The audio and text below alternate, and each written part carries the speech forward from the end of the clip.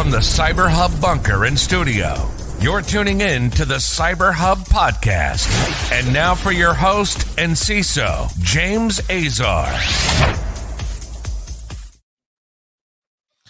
What's happening, Mr. Foulon? Happy Friday.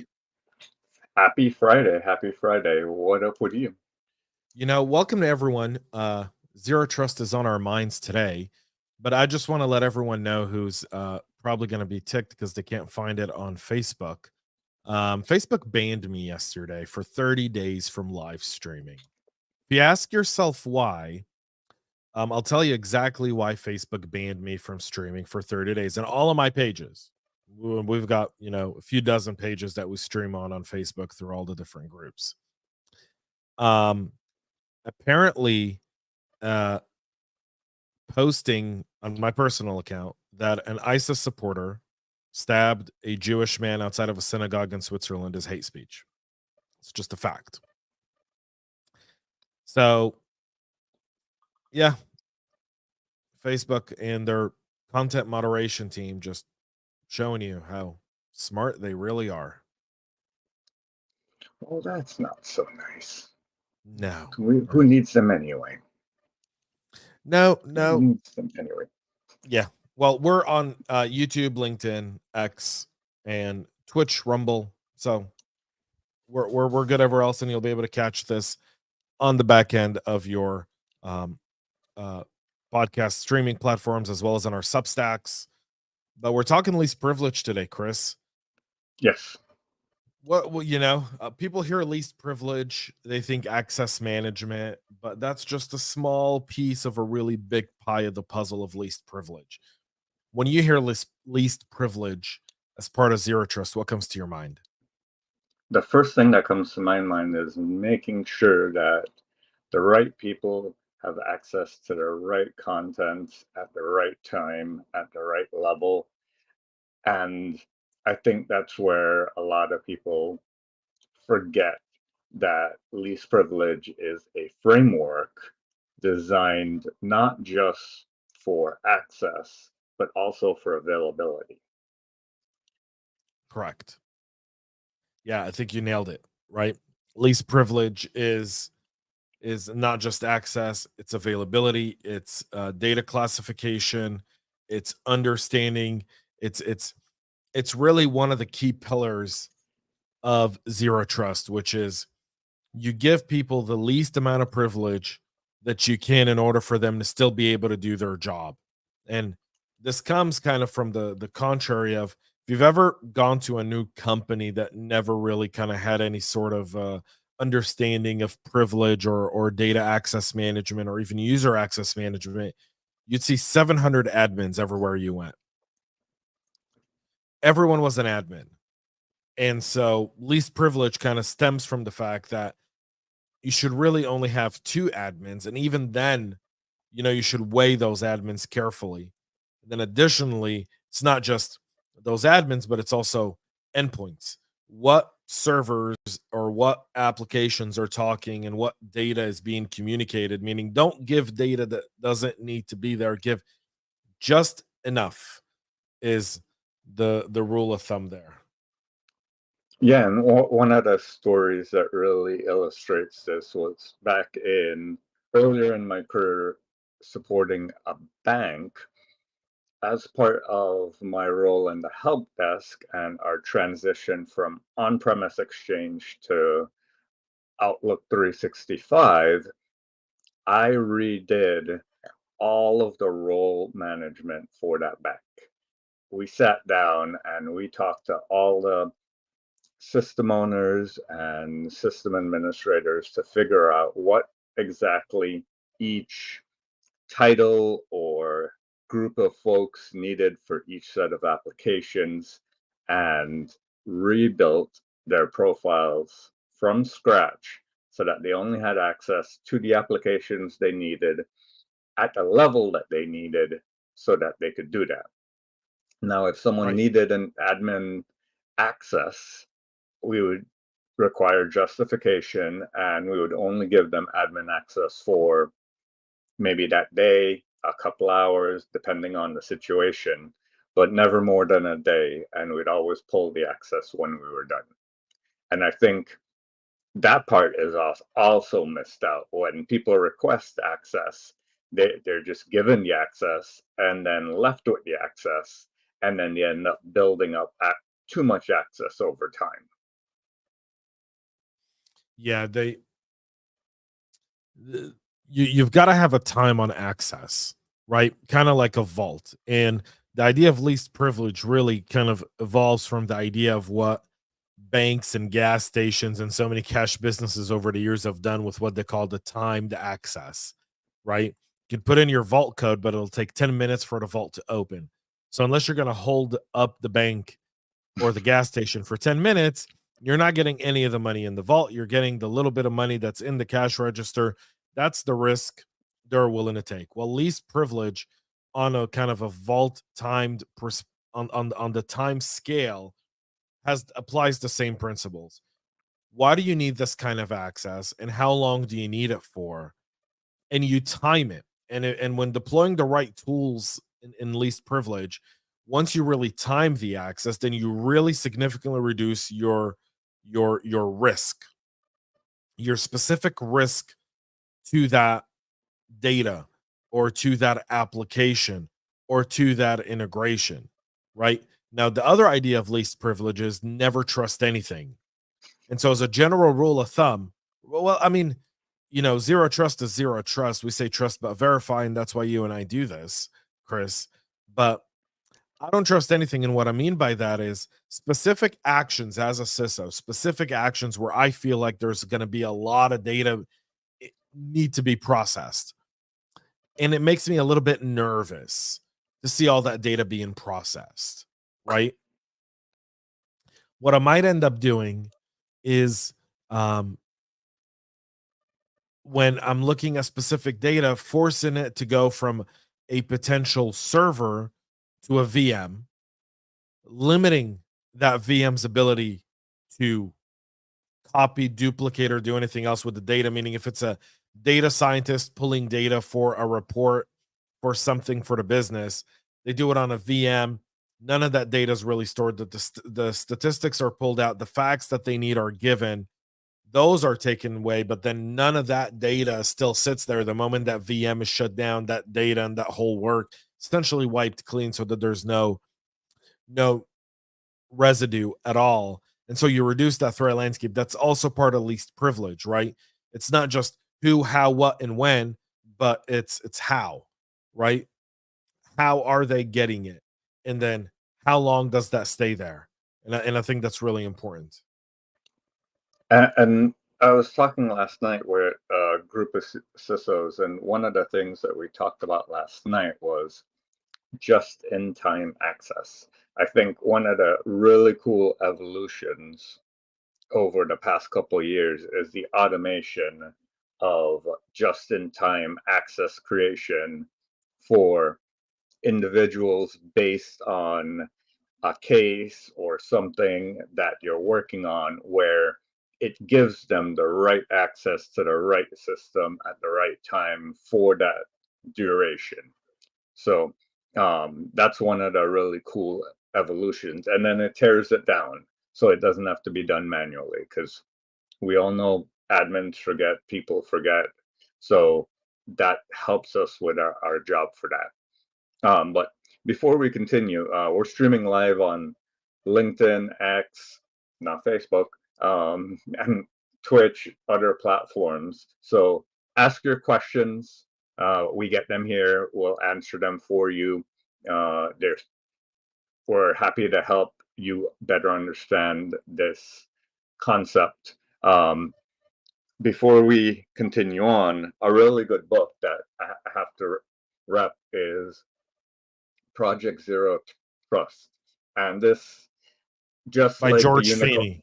by George Feeney, just like the Unicorn Project and other books that have been written in a similar fashion, this kind of goes through the process of zero trust in a really understandable way through storytelling. So, highly recommend that book if you're going down your zero trust journey. And that also will allow you to see through some of the marketing jargon of companies claiming that something is zero trust, but uh, it really isn't, or it might only address part of your zero trust journey and not give you zero trust all of a sudden, like some of them claim to do.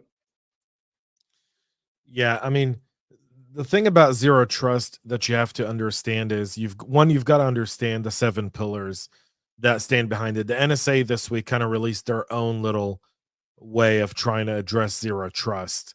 Um, and I felt like that was really uh um really effective in kind of the way they talk about zero trust being adopted in specific places and situations.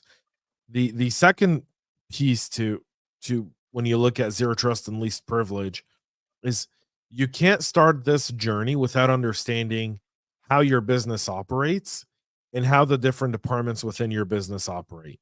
Meaning it's great to put least privileged access as part of your project, and it's really effective to do so.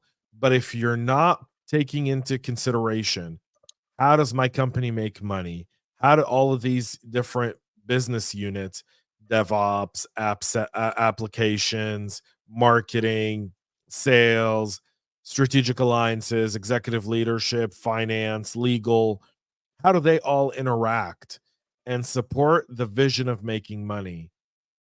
Then you're going to fail miserably at least privilege, because the only way to effectively design least privilege, the only way to effectively design it is to understand how different organizations interact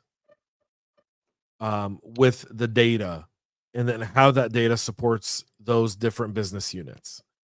And then that goes to your supply chain, because least privilege doesn't only apply internal, it also applies external. Who are your partners? What do they need to access the data? You know, oftentimes we see that really kind of clash with marketing, because marketing's like, we want to export all this data to run an ad campaign with this agency. And you go, all right, we need their security. And all of a sudden you realize it's an ad agency with 5 people, and they run their own Google space, and they've got some SaaS program, and they introduce a whole slew of risks, and you're finding yourself having to stand on a hill and either die on it, battle it, and whatnot, because now the idea of least privilege, zero trust comes into play, but you're also impacting business productivity and achievement of business goals. Chances are the people in marketing knew what they were doing. They went to an agency, they wanted to say, here's the things we want to do. Here's why we need to be able to do it in order to generate the revenue, in order to generate the ROI the company needs. And so you have to come with a different way of, there's got to be a different approach here. And this is the soft skill side of least privileges, because there's the technical side and there's the soft skill side. And the soft skill side is really important. You really want to kind of understand and build a support around those needs for the business in order to do that, because once you do that, then you win, right? I mean, that's just a no-brainer.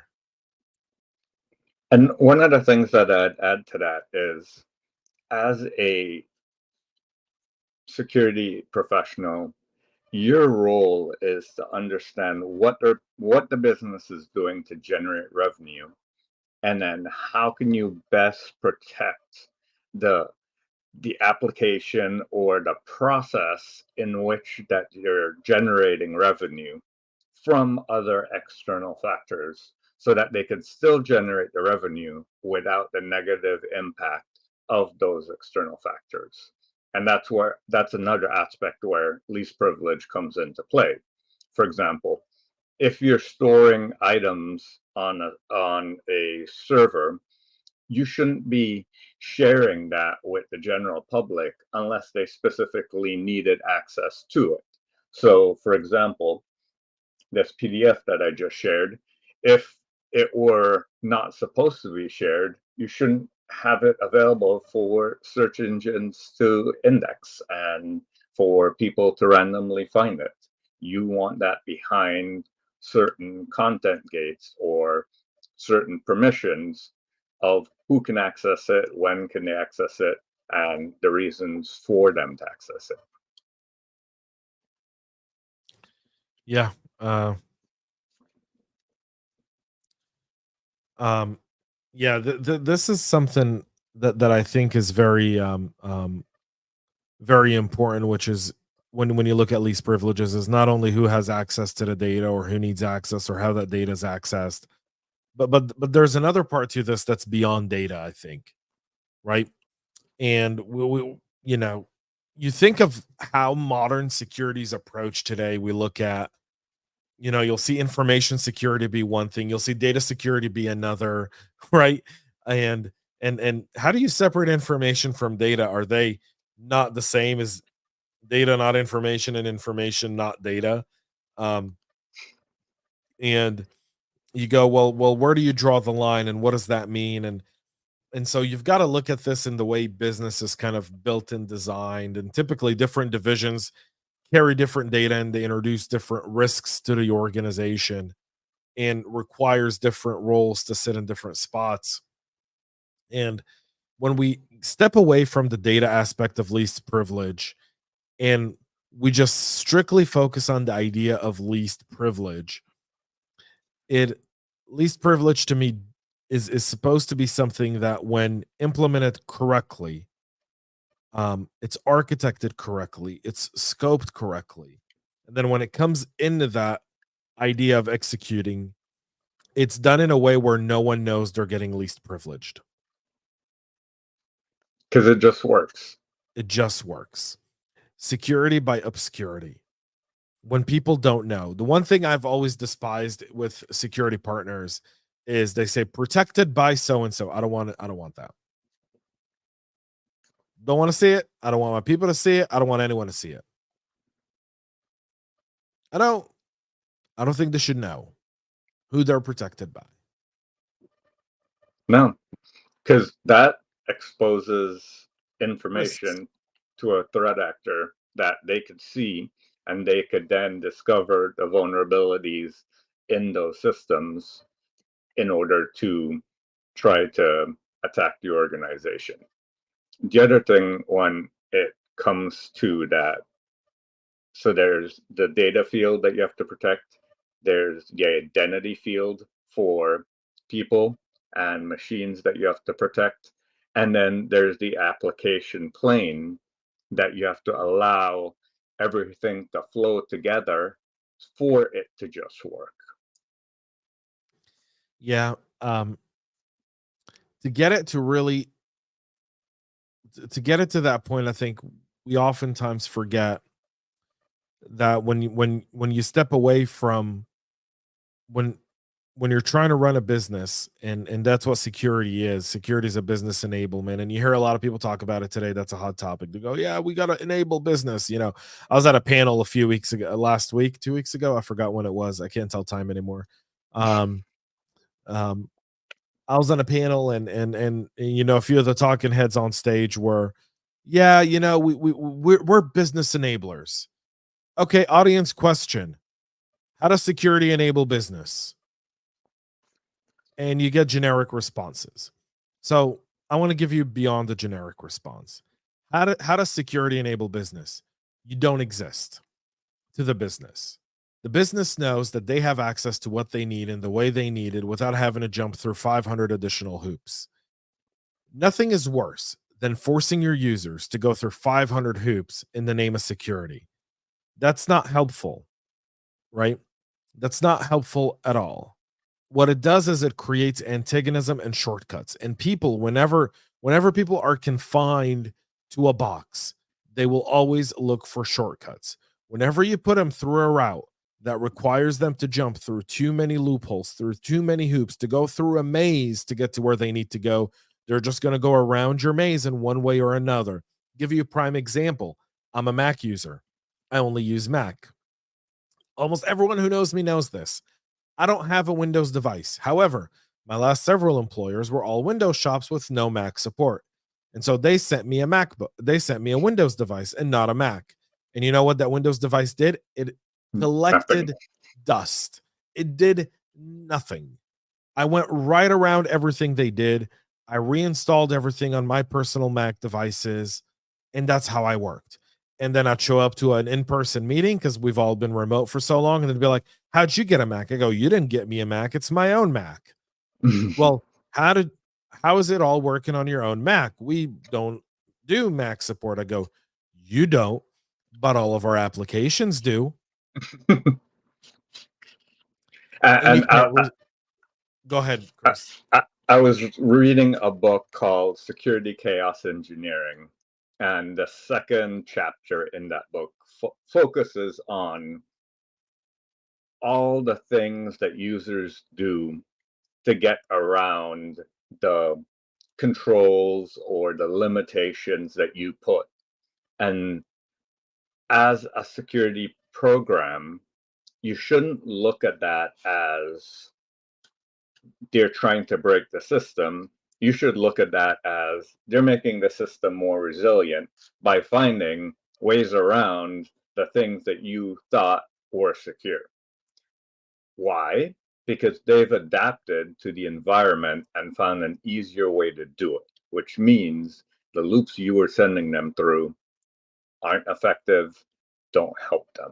You have to provide them with that path that makes it easy to do, and look at the things that they do as, oh, these are adaptations to the environment that we need to consider in order to help the business function effectively.